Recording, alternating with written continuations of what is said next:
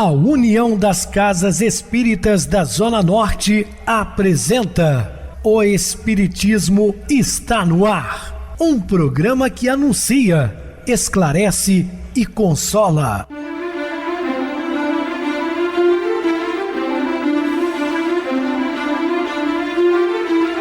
Não se turve vosso coração. Credes em Deus, credes também em mim. Na casa de meu pai há muitas moradas. Se assim não fora, eu vou-los teria dito, pois vou preparar-vos lugar. O Espiritismo está no ar. Sintonize esta frequência. Pare, pense na vida, faça perguntas. Uma ótima noite para você. Hoje, segunda-feira, está iniciando mais uma semana. Pedimos a Deus que nos abençoe. Rádio Clube FM, sua voz é a nossa voz. Estamos no ar de segunda a sexta-feira desde 2014 pela emissora. Depois passamos a transmitir o programa via YouTube. O canal é Viver_Melhor. Se inscreva, deixa seu like. Sua opinião é sempre importante para nós. Eu recebo carinhosamente meu querido amigo, expositor espírita, Guaraci Silveira. Uma boa noite, seja muito bem-vindo. Boa noite, Pedrosa. Boa noite, ouvintes do programa Espiritismo está no ar. Agora vamos estudar as lições superiores da vida, né, Pedrosa? Que a gente possa aproveitá-las. Para assim, vamos estudar sobre o arquiteto. Dúvidas? Entre em contato conosco ligando para a Clube FM, 0 operadora 32 3211 5697. Quer falar comigo? Utilize a TIM 988012675. O WhatsApp é 999387699. O e-mail espiritismo está no ar @hotmail.com. Interajam conosco, façam perguntas, tirem dúvidas, podem dar sugestões ao programa. Estamos à disposição dos ouvintes. Vamos agora para aquele momento muito especial que é o nosso momento de oração. Sintonize esta frequência. O Espiritismo está no ar. Momento de oração. Senhor Jesus, estamos quase chegando o dezembro, que é o mês que comemora a vossa vinda ao mundo físico. Nós damos o nome de Natal e isso ficou gravado em nosso inconsciente. A época do Natal. Poucas pessoas, no entanto, fazem referências psicológicas, emocionais ao grande fato que foi a vossa vinda aqui. Mas, de alguma forma, faz-se as comemorações, o mundo fica colorido, as coisas bonitas acontecem nas lojas, nos parques, nos shoppings, tudo lembrando a festa que foi a vossa vinda ao mundo físico. Então, Senhor Jesus, nós precisamos fazer essa festa contínua em nós, por sabermos que o Senhor está presente, está pronto para nos servir como guia e modelo, e que a gente possa buscá-lo nesse sentido, buscá-lo também como mestre, como Senhor, como um grande amigo, a fim de vencermos as tormentas, as dificuldades e caminharmos, porque elas estão aí, mas o Senhor disse que no mundo teríamos aflições, mas que o Senhor venceu o mundo e também disse: aquele que me conhece não anda em trevas. De tal maneira que nós temos tudo conosco, todas as informações, que a gente possa segui-las. Que assim seja, Senhor. Estamos apresentando O Espiritismo está no ar. Meus amados irmãos, estamos de volta com o assunto da noite, falando o arquiteto. Em face disso, Jesus seria passível de tentação? O arquiteto e construtor da terra, o responsável por tudo que nela existe, o seu governador, a cujos destinos preside desde sua formação, tudo foi feito por ele, e nada do que tem sido feito foi feito sem ele. João capítulo 3, versículo 1. Jesus é o governador espiritual do nosso planeta, é o intermediário junto ao Pai, né? Aquele que disse só chegaremos ao Pai através dele. Portanto, não poderia ser tentado com a risível promessa de ser o Senhor de todos os reinos do mundo. Ele que tantas vezes repetiu, ensinou, exemplificou que seu reino não era deste mundo. Isso cabe naquela tentação. Então Jesus, na verdade, ele foi provado. Até qualquer um de nós aqui na terra, os nossos filhos são os nossos herdeiros naturais, né? Isso, as leis civis de quase todos os países escrevem isso. Se Jesus é o Filho amado de Deus, tudo ele pertenceria. Quando que alguém vai oferecer todos os reinos da terra? Se ele o adorasse, nessa figura folclórica aí de Satanás, se já era tudo dele. Se ao menos Satanás desconhecesse com quem estava falando, mas ele, segundo os seus defensores, é dotado de imenso poder e inteligência para o mal. E por isso tinha plena consciência do que fazia com quem fazia. Esse poder, essa capacidade, essa inteligência sempre foram enfaticamente defendidos pelos teólogos tradicionais.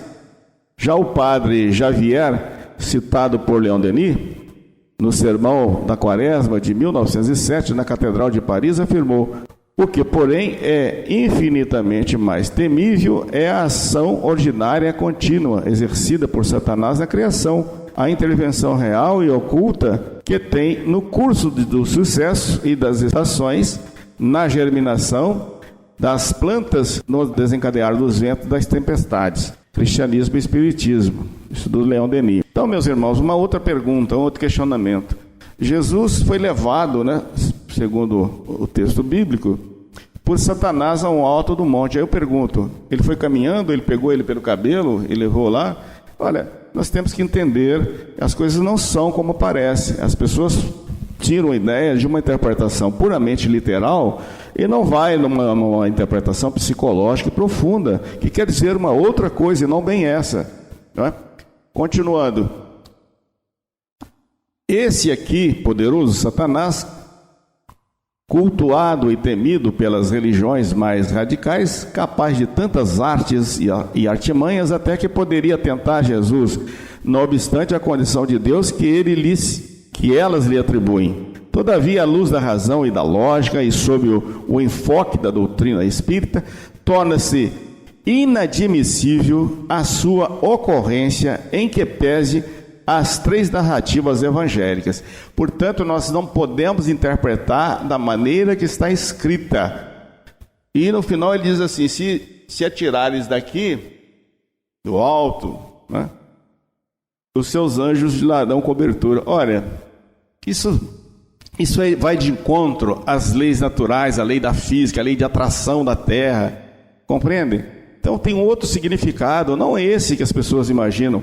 Então a tentação do mestre, segundo os evangelistas, foi precedida de 40 dias de jejum. Vê-se aí a nítida influência dos hábitos e dos costumes religiosos dos judeus, que, a exemplo de outros povos, tinha no jejum uma de suas formas de penitência. Trava-se, inclusive, de uma manifestação de caráter marcantemente exterior, pois quando jejuavam, eles se vestiam com um saco, lançavam cinzas sobre a cabeça, assumiam um ar de profunda tristeza e faziam questão de se exibir em público. Foi por isso que Jesus os advertiu expressamente do Sermão da Montanha, que está registrado por Mateus, capítulo 16 e 18. E quando jejuares, não vos mostreis contristados como os hipócritas, porque desfiguram os seus rostos para que aos homens pareça que o jejum. Ora, além disso, era ainda praxe entre quase todas as religiões, principalmente as orientais, a iniciação religiosa composta de práticas penitenciais e sacrifício para com os profetas, oráculos, sacerdotes e sacerdotisas. E o contrário, Jesus diz que não veio para ser servido, mas ele veio para servir. Isso vai de encontro aos ensinamentos do Mestre. Como grande profeta, Jesus não poderia, no entendimento daqueles que escreveram a sua história, ter se furtado a essa exigência, nem ser dispensado do teste final de sua iniciação, submetendo-se, como todos os outros, a uma verificação de sua capacidade de resistir aos apelos do mal. Uma outra coisa, Jesus disse que misericórdia sim, sacrifício não. Isso, penitência é um sacrifício, e Jesus não ensinou isso para ninguém, deixou muito claro no Evangelho de Mateus.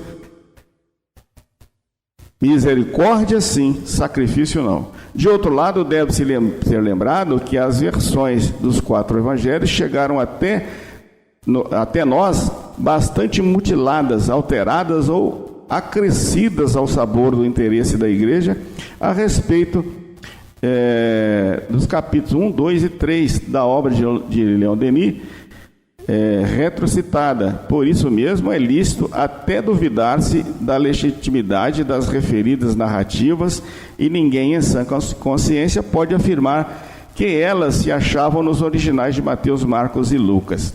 Então, aqui nós estamos fazendo um estudo para que o amado e amada ouvinte preste atenção e faz uma análise, né? Pegue o texto bíblico, leia atentamente, para ver se esse demônio, esse Satanás, tinha um poder tão grande, né, de oferecer os reinos terrenos a Jesus, se de fato já lhe pertencia. Como eu falei no início, se até na terra os pais têm os filhos como herdeiros, por que Jesus não teria tudo isso, uma vez que ele é o governador do planeta, o construtor do planeta? Precisamos meditar muito sobre isso. E essa questão de herança, né, Pedrosa? Quanto que tem perturbado, né, a paz dos encarnados, daquelas pessoas que não saem desse projeto materialista, né? Então nós temos que aprender com Jesus que os verdadeiros bens são os bens espirituais, aqueles que ninguém vai tirar da gente, que o ladrão não rouba, a taça não rói. Sabe, é preciso começarmos a pensar assim. Tá certo que eu preciso do bem material para me dar um certo conforto, uma certa condição de vida melhor. Mas é só uma vida enquanto eu estiver encarnado. E depois que eu desencarnar? E se eu me comprometer seriamente em função desses bens materiais, né? Vamos pensar sério sobre isso, gente. 2 considerações ainda merecem a nossa atenção. A primeira decorre da questão 625 do Livro dos Espíritos, em que Jesus é definido como o tipo mais perfeito que Deus tem oferecido ao homem para lhe servir de guia e modelo. Em nota à resposta dos Espíritos, o codificador ainda vai acrescentar: para o homem, Jesus constitui o tipo da perfeição moral a que a humanidade pode aspirar na Terra. Deus nos oferece como o mais perfeito modelo, e a doutrina que ensinou é a expressão mais pura da lei do Senhor, porque sendo ele o mais puro de quantos têm aparecido na terra, o Espírito Divino o animava. Ora, ele, por ser o mais puro e evoluído de todos os espíritos que já passaram pela terra, não necessitava ser testado ou tentado, não precisava de nenhuma iniciação e dispensava toda e qualquer lição dos homens. Tanto isso é verdade que aos 12 anos estarreceu, com a sua sabedoria e inteligência, os mais sábios doutores do tempo. Tem-se aí uma informação, e às vezes a gente lê em alguns livros aí, de que Jesus ficou com os essênios para aprender com eles. Ora, os essênios, eles foram pessoas muito ligadas à espiritualidade, muito ligadas a coisas das iniciações, né, espirituais, mas Jesus não precisava aprender nada com eles, não. O que é isso? Se Jesus é o diretor do planeta, ele vai aprender com um que é aluno dele? Não, gente, nós temos que botar as coisas no devido lugar. Então, os essênios foram extraordinários nas suas feitos, né? Eles davam passe, sabia? Eles saíam pela rua oferecendo passe para as pessoas. Eles tinham um trabalho de fraternidade muito bonito, mas que, né, Jesus ultrapassava em muito tudo aquilo. Então, sim, a gente tem que tomar cuidado quando vai se falar em Jesus, porque às vezes a gente vê até em outras doutrinas, né, assim, que não são cristãs, mas que se refere a Jesus. Eles falam assim, colocam Jesus como um ser que, como nas palavras deles, é ascensionado. Mas, nossa, não é bem assim não, né? Fazem algumas alusões a Jesus, de que ele casou com Madalena. Gente, se um Cristo casa com um humano, ele explode o humano. Tamanha frequência dele. E Jesus não precisava desse relacionamento com o humano. Assim, ele não era um humano que tinha que constituir família, como nós temos que constituir nossas famílias. Jesus é muito além de tudo isso. A família de Jesus é a humanidade toda. Sabe? Então, coisas que nós temos que parar para refletir, porque se a gente não pensa, se a gente não busca uma informação mais contundente, mais próxima da realidade, a gente vai aceitando qualquer coisa como verdade. Então, é preciso saber isso aí. Falar sobre Jesus, falar sobre Maria Santíssima e sobre José, tem que ter conhecimento de causa. Não pode ser por deduções simplistas, lineares, não. Tem que ser uma coisa mais profunda. E olha que eu às vezes estudo livros bem profundos e eu tenho a infelicidade de ler aqueles autores interessantes, né, muito bons, mas quando se refere a Jesus, nossa, eles se perdem completamente, né? O Jesus que mais nos coloca perto da realidade é o que nós estudamos aqui na doutrina espírita, como guia e modelo da humanidade, como o ser mais perfeito que já pisou aqui e o construtor do planeta Terra, membro da comunidade de espíritos crísticos que regem o sistema solar. Então é isso que nós temos que entender sobre Jesus. Eu não posso trazer Jesus para os feitos humanos. Não, ele vestiu um corpo de humano, mas ele era Jesus, né? Ele era um espírito superior a toda e qualquer colocação e possibilidade até de asceses dos humanos. Tá? Vamos guardar isso para nós.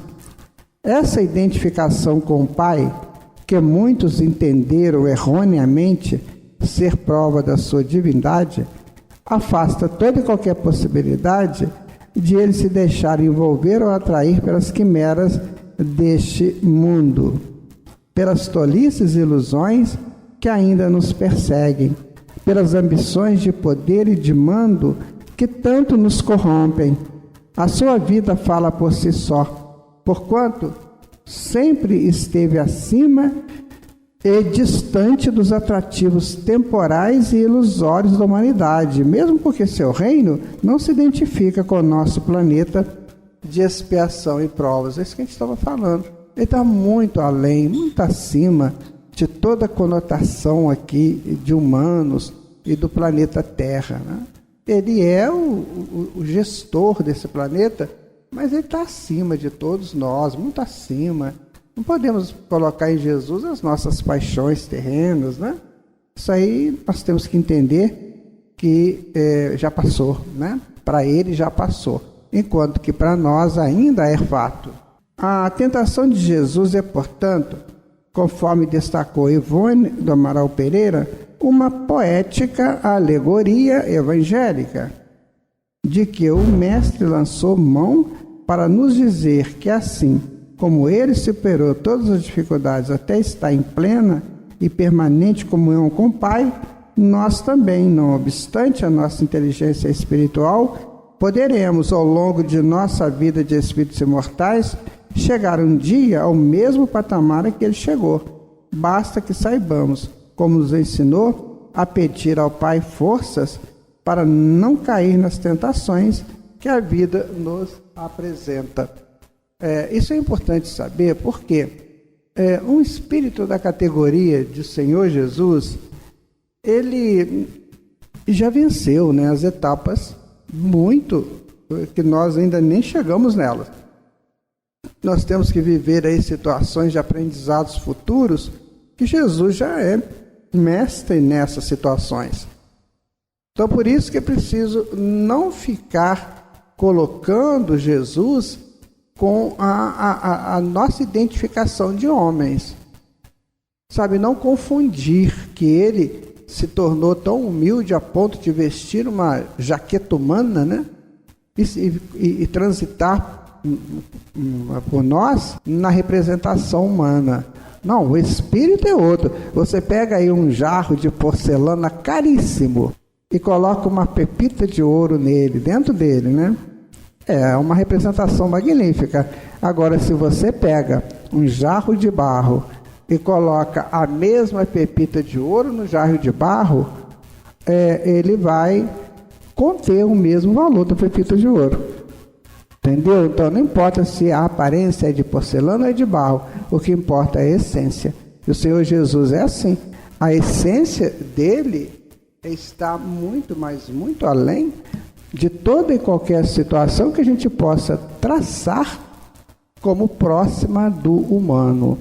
Então, ele ter sido tentado, né, a ganhar o reino da terra, se ele tem o reino espiritual, isso não há lógica nisso, né? Como se ele caísse do padrão dele, né?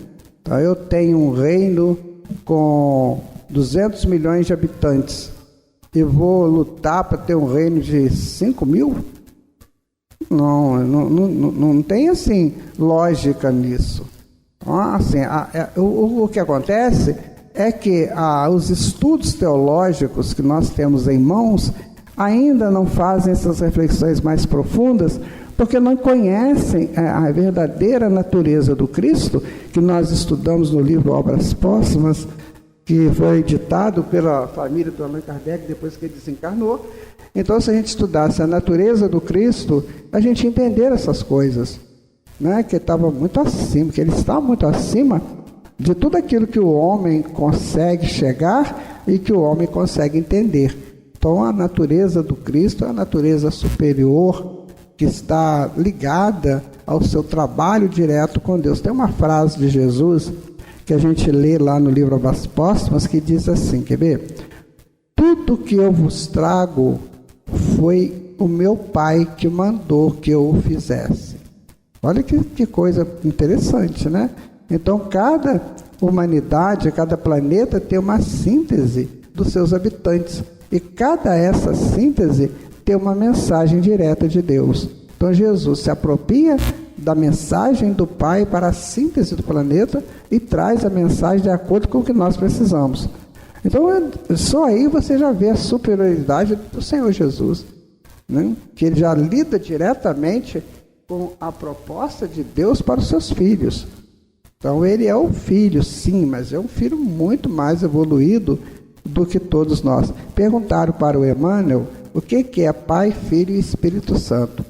Então, o Emmanuel explicou que Pai é Deus, Filho é o Filho que já dirige uma humanidade, como no caso do Senhor Jesus, é o Filho. E o Espírito Santo somos todos nós, que estamos nesse projeto de crescimento espiritual, estamos nesse projeto de ascese espiritual. Somos santificados desde a nossa saída do Pai, mas que precisamos nos assenhorear dessa santificação. Então isso nós vamos aprendendo, vamos entendendo e vamos buscando a lógica pelo raciocínio. Por isso que o Espiritismo é a fé raciocinada, não é, Pedrosa? É isso mesmo, Guaraci, fé raciocinada, muito importante, nada de fé cega, meus irmãos. Vamos agora para o intervalo musical, a seguir a nossa oração final. Febre da moda.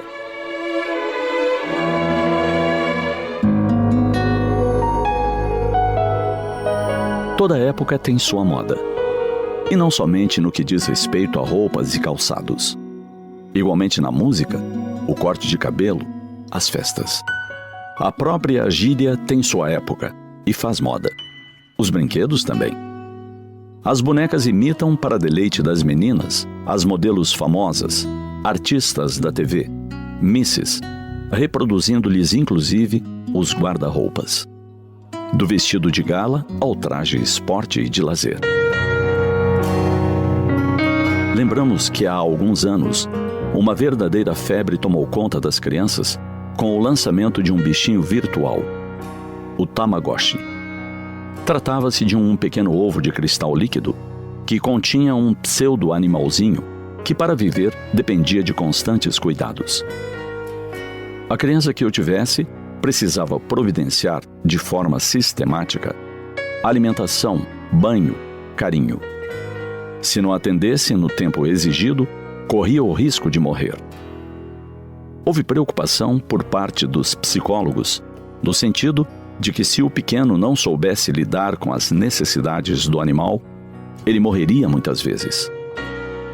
As angústias e frustrações relatadas à época foram muitas. Algumas crianças temiam que, enquanto estivessem na escola, o bichinho morresse por falta de seus cuidados. Ou então, criavam problemas, distraindo-se totalmente das lições escolares para atendê-lo. Se a questão fosse ensinar responsabilidade, o tal brinquedo criou inúmeras angústias e frustrações. Com uma agravante ainda. A morte passava a ser uma brincadeira, pois o bichinho podia retornar à vida com a dispensa de cuidados devidos ou a simples troca de baterias. Para um garotinho, surpreendido pela morte de um familiar, um amiguinho, bem poderia passar pela mente que ele poderia voltar à vida física com alguma ação mágica. Tudo num mundo de irrealidade.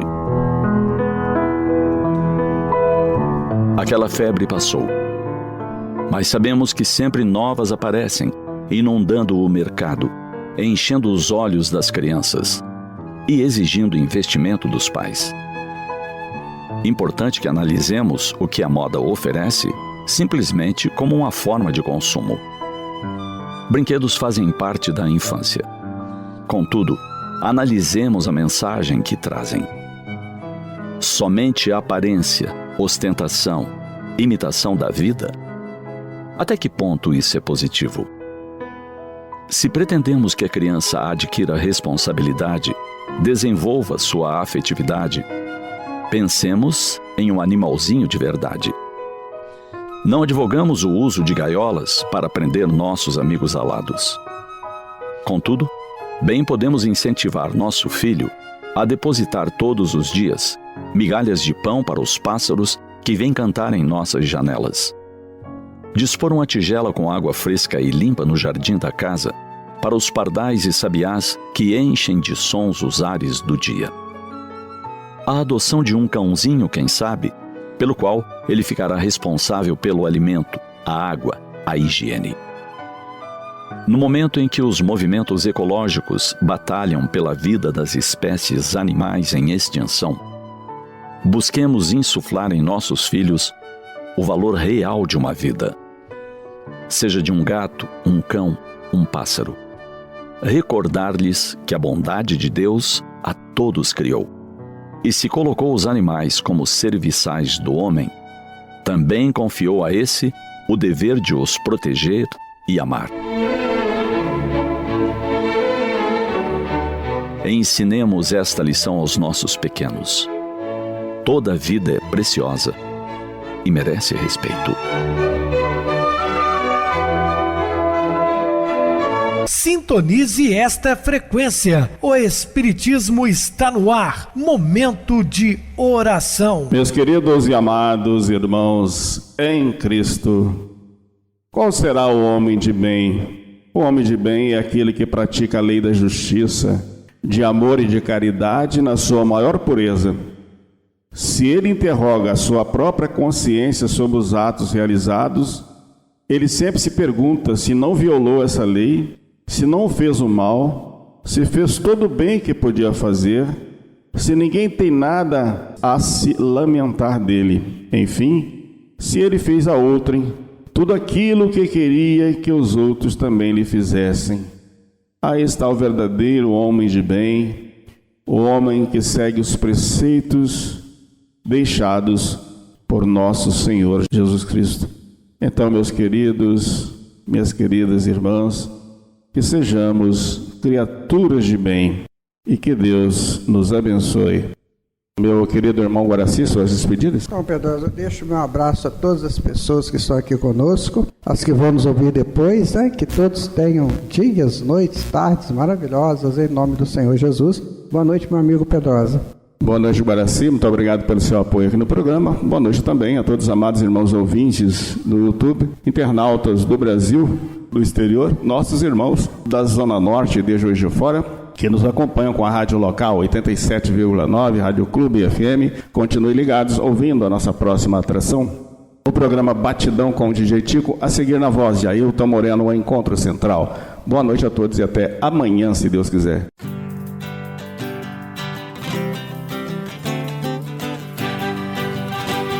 A União das Casas Espíritas da Zona Norte apresentou O Espiritismo Está no Ar, anunciando o Evangelho de Jesus, esclarecendo sua mensagem, consolando corações. Olhe pro céu e descubra imagens de luz. Se tem Jesus, o amor todo que Deus te deu. Pense no bem, no melhor em que pode fazer. Seja o que for, também vai receber. De coração, ajude-me, irmão. A caridade é o caminho do amor. Faça ainda que possa sofrer, pois bênçãos de Deus há de ter. Ame, perdoe e viva melhor a natureza, o céu e o mar. Veja o encanto que a vida nos dá, a chance eterna que temos para amar, para amar. Olhe pro céu e descubra imagens e luz. Sinta em Jesus o amor todo que Deus te deu. Pense no bem, no melhor em que pode fazer. Seja o que for, também vai receber. De coração, ajude-me, irmão. A caridade é o caminho do amor. Faça ainda que possa sofrer, pois bênçãos de Deus há de ter. Ame, perdoe e viva melhor a natureza, o céu e o mar. Veja o encanto que a vida nos dá, a chance eterna que temos para amar, para amar, para amar.